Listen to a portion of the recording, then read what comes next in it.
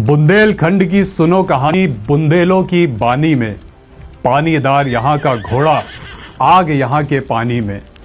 पन पन पन पन तीर बोलत हैं, रन में दपक दप बोले तलवार। जादन जन्म लियो आल्हा ने, धरती धसी 2.5 हाथ। धरती 2.5 हाथ धस गई थी जिस रोज आल्हा ने जन्म लिया था। अतिशयोक्ति है, लेकिन क्या सटीक अभिव्यक्ति है एक वीर योद्धा की। वीर जिसके रण में उतरते ही दुश्मन सेना के छिन्न अंग धरती पर दिखते थे। वीर जिसने हिंदुस्तान के रण में अंतिम हिंदू शासक के खिलाफ खम ठोका था, और न सिर्फ खम ठोका था बल्कि मैदान भी मारा था। वीर जिसकी वीरता की कहानियां आज भी गाई जाती हैं और उसी के नाम से गाई जाती हैं।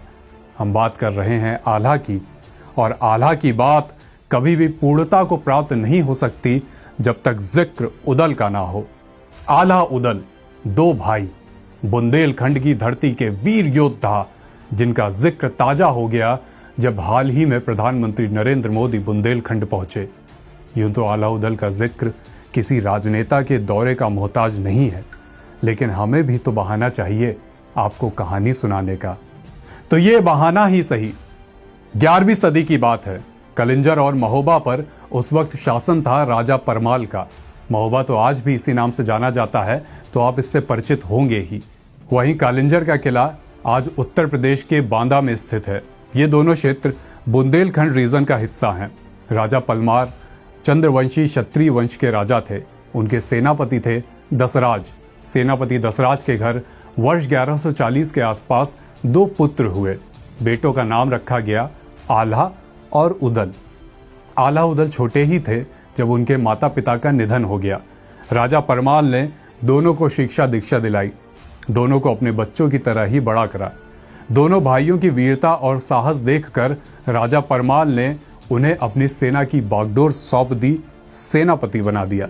बड़े लड़ैया महुबे वाले, जिनकी मार सही ना जाए, एक के मारे दुई मर जावें, तीसर खौफ खाए मरी जाए। ये बात काफ़ी है आल्हा उदल की वीरता और रणकौशल का बखान करने के लिए। आल्हा उदल के बारे में कहा जाता है कि ये उस वक्त धरती के सबसे वीर योद्धा थे। दोनों भाइयों ने जीवन में 50 से ज़्यादा लड़ाइयाँ लड़ी। कहीं कहीं इनकी लड़ाइयों की संख्या 52 बताई जाती है, कहीं पर 56।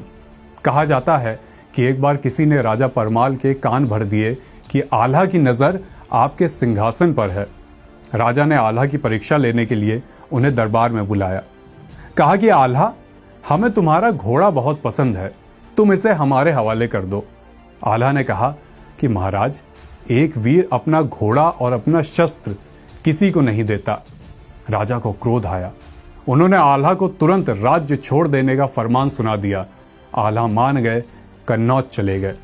जब ये खबर दिल्ली पहुंची तो 1182 के करीब पृथ्वीराज चौहान ने राजा परमाल की सेना पर आक्रमण कर दिया।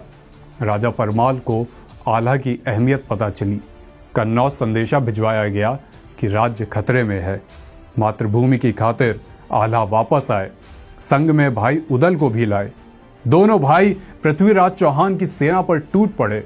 दिनकर के शब्दों में कहें तो मानो चतुष्पद और द्विपद का रक्त रणभूमि में एक संग होकर बह रहा था।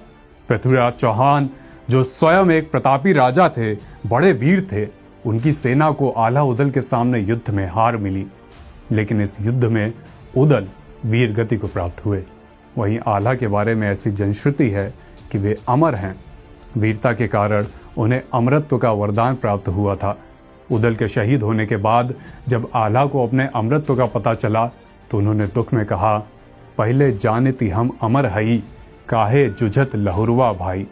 यानी अगर मैं पहले जानता कि मैं अमर हूँ तो अपने छोटे भाई को जूझने ही क्यों देता।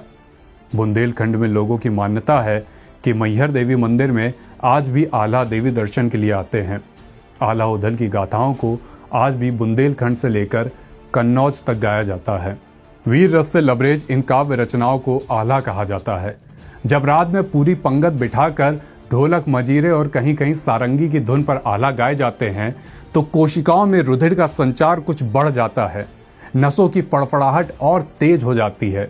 आल्हा उदल की कविताएं, इनकी कहानियां, इनके गीत हैं ही ऐसे जिनका सार है कि जाके बैरी सम्मुख ठाड़े ताके जीवन को धिक्कार।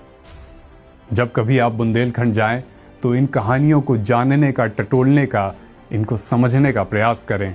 तब तक ये कहानियाँ हम भी पिरोकर आपके पास लाते रहेंगे। आप जुड़े रहिए नवभारत टाइम्स ऑनलाइन के साथ। शुक्रिया।